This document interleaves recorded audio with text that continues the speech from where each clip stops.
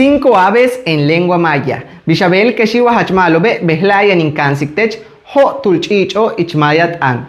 ¿Cómo estás? Espero que te encuentres bien. El día de hoy te voy a enseñar 5 aves en lengua maya. Número 1 es el cardenal y se dice de la siguiente forma: Chaktzitsip, chaktzitsip, chaktzitsip, chaktzitsip, cardenal. Número 2, oropéndola, y en maya se dice yuyum, yuyum, yuyum, yuyum. Número 3, chel, chel, chel, chel, que significa en español urraca.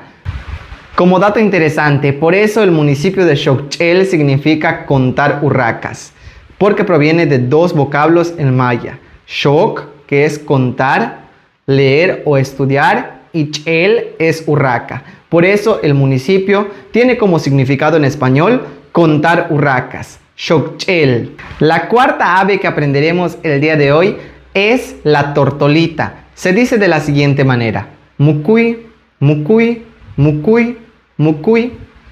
Y el número 5 es como aquel amigo que no invita nada, exactamente, por codorniz. Y se dice de la siguiente forma: bech, bech, bech, bech, codorniz. Espero que este video te haya servido. Comenta cuál de estas aves conocías y sabías cómo se decía en lengua maya. Malo, canantaba. Bueno, cuídate.